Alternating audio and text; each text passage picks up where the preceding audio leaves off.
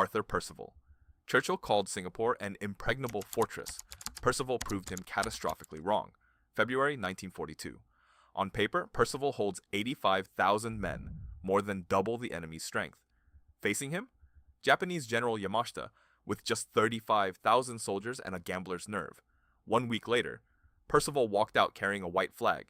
85,000 soldiers surrendered, without a fight that matched the numbers.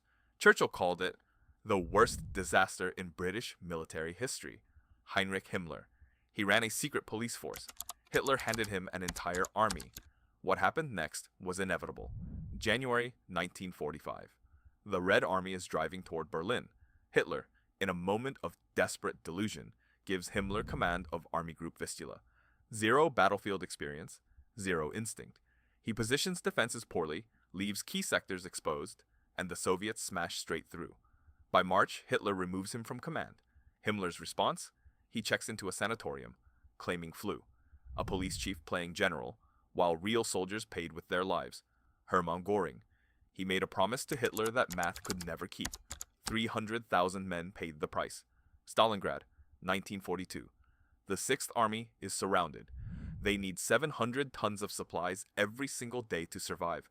Göring stands before Hitler and promises to deliver every ton by air. On its best days, the Luftwaffe managed barely 100. The army starved, froze, then surrendered. Over 200,000 German soldiers lost because one man chose fantasy over arithmetic. Fantasy replaced math, and men died for it. Douglas MacArthur, America's most famous general. Also, some say, its most carefully managed one. December 1941. Japan strikes the Philippines. MacArthur has hours of warning after Pearl Harbor, yet his air force is destroyed on the ground. He retreats to Bataan.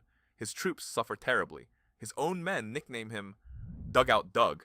He receives the Medal of Honor, despite the campaign collapsing around him. He kept his promise. He did return. But critics say he always made sure history was watching when he did. Brilliant strategist or brilliant self-promoter? Probably both. Bernard Montgomery. He only attacked when victory looked certain, and still managed to stumble into disaster.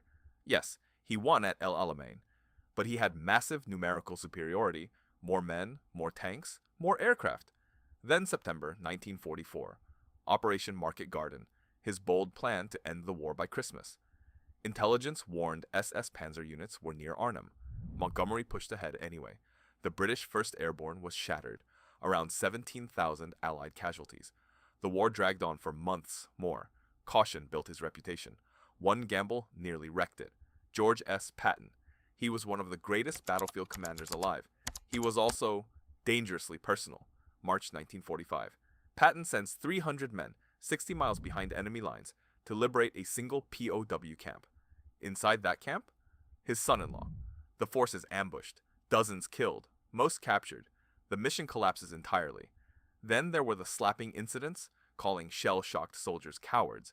Patton inspired ferocious loyalty, but his ego nearly cost him everything.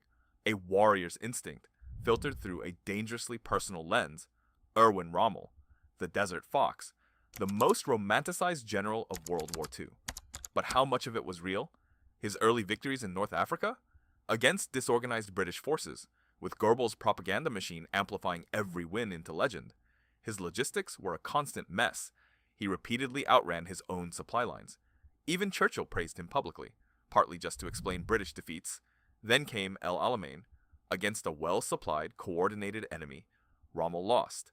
A legend built as much by myth as by maneuver. William Halsey Jr. They called him Bull. He charged at everything, including typhoons. October 1944, Lady Gulf. Halsey chases a Japanese decoy fleet north and leaves the landing forces completely exposed. A tiny flotilla, Taffy 3, is forced to fight battleships alone. They survive through sheer, desperate courage. It could have been a massacre. Then, December 1944. He sails straight into Typhoon Cobra. 3 destroyers sink. Nearly 800 sailors lost. 2 inquiries blamed his judgment. He kept his command. He inspired men. But sometimes, he gambled with their lives. Joseph Stilwell. His mission was to keep an ally in the war. Instead, he made that ally his enemy. His job, work with Chiang Kai-shek, keep China fighting, hold the theater together. Instead, Stilwell openly despised him, calling him Peanut in his private diaries, and clashing constantly over strategy and control. Burma fell in 1942 during a brutal retreat. Relations deteriorated so badly that in 1944, Chiang demanded Stilwell's removal. President Roosevelt recalled him, a critical theater, crippled not by the enemy, but by personality and pride. Georgy Zhukov, the Soviet Union's greatest hero. But history has a shadow he rarely talks about. Four-time hero of the Soviet Union. He stopped the Germans at Moscow, Leningrad, Stalingrad, and led the final push on Berlin. The legend is real. But Operation Mars, 1942, Zhukov's personal offensive, cost 335,000 Soviet lives. A catastrophic failure. Barely discussed. Meanwhile, Rokossovsky quietly masterminded Operation Bagration, annihilating an entire German army group. Zhukov got the glory. Rokossovsky got the results. Brilliance and politics, not always the same as battlefield genius. Emperor Hirohito. He sat on the chrysanthemum throne while his empire committed atrocities on an industrial scale. Under his reign, the rape of Nanjing, up to 300,000 civilians killed. Unit 731, biological experiments on live prisoners. The Bataan Death March. Historians like Herbert Bix document Hirohito approving military operations, not just observing them. He was never tried. He died in 1989. Justice was denied to millions. The throne does not remove responsibility. History knows what he knew. Adolf Hitler.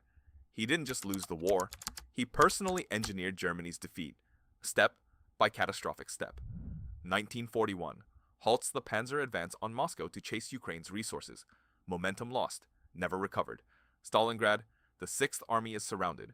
Hitler refuses the breakout order. 200,000 men die or are captured. D-Day, he's asleep while the Allies land. Panzer reserves frozen by his personal order. The beaches hold. He dismisses top generals, moves phantom armies, gives orders to units that don't exist. Even Field Marshal von Manstein said it plainly. Hitler was Germany's greatest obstacle. He didn't just lose, he made losing inevitable, and took tens of millions with him.